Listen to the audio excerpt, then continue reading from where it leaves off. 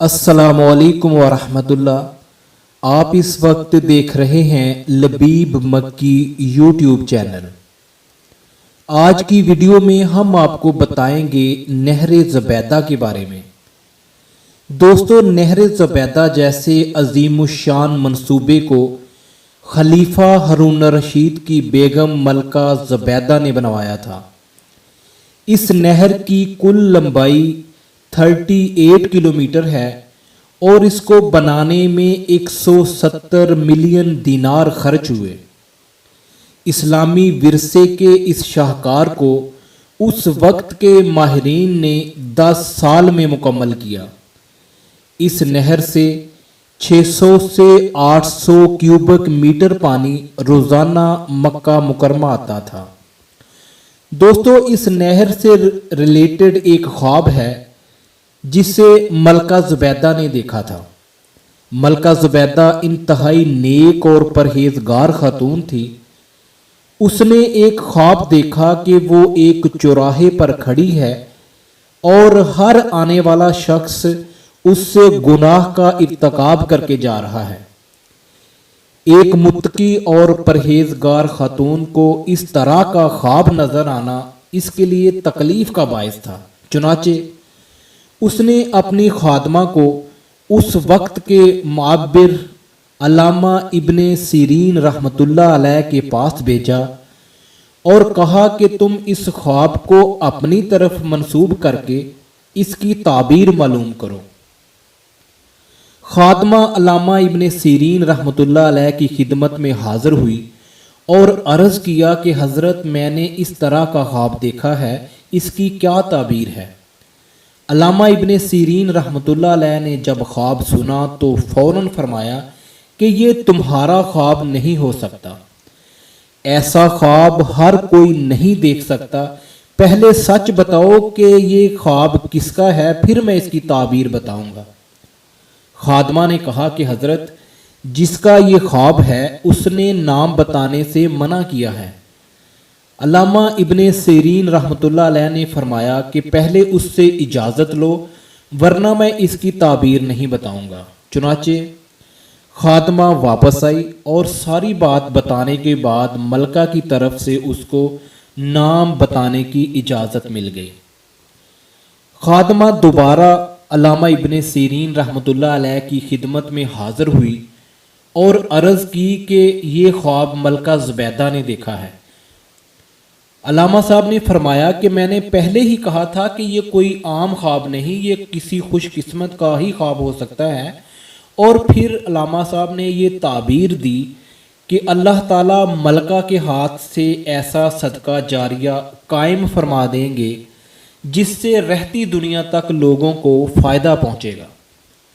خادمہ نے زبیدہ کو جا کر جب خواب کی تعبیر بتائی تو زبیدہ نے فوراً اللہ کا شکر ادا کیا کہ بظاہر خواب تو بڑا عجیب تھا لیکن اس کی تعبیر بہت اچھی پائی۔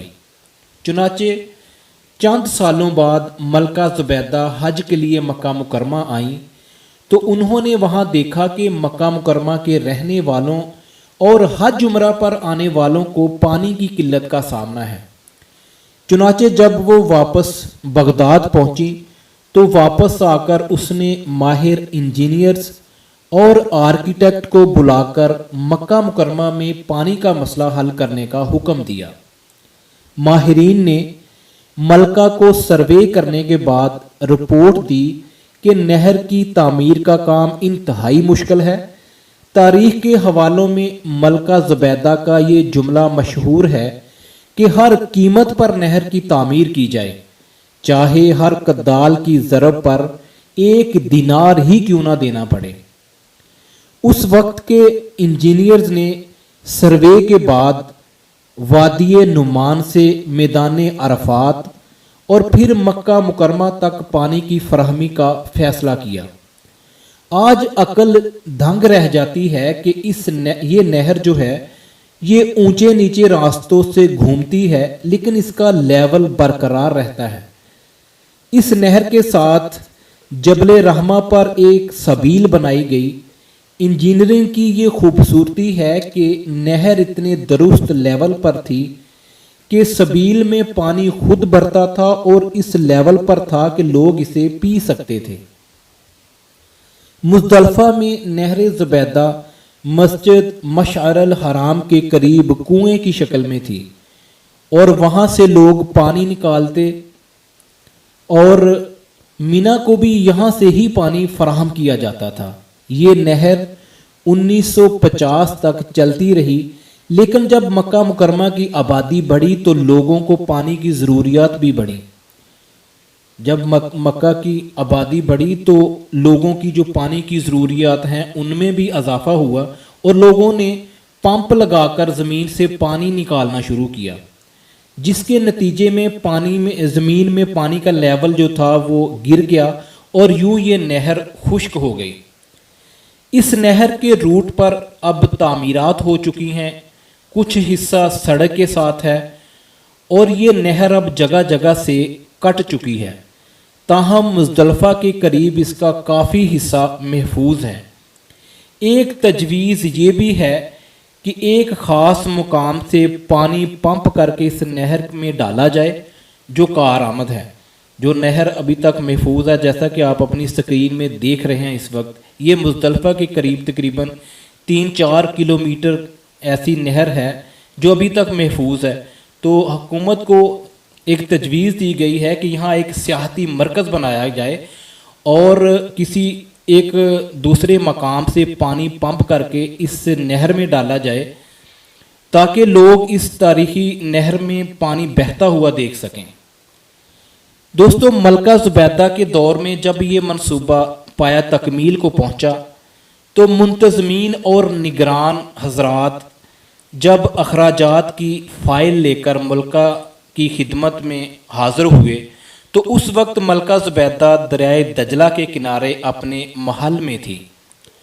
ملکہ نے وہ فائل دیکھی، اس پر دستخط کیے اور اس کو درمیان سے چاک کر کے دریائے دجلہ میں ڈال دیا اور وہ مشہور جملہ کہا جو آج بھی تاریخ کی کتابوں میں محفوظ ہے۔ وہ بولی، ترکنا الحساب لیوم الحساب، ہم نے آخرت کے حساب کے لیے اس کا حساب چھوڑ دیا، اور کہا کہ یا اللہ، میں نے دنیا میں کوئی حساب نہیں لینا، تو بھی مجھ سے قیامت کے دن کوئی حساب نہ لینا۔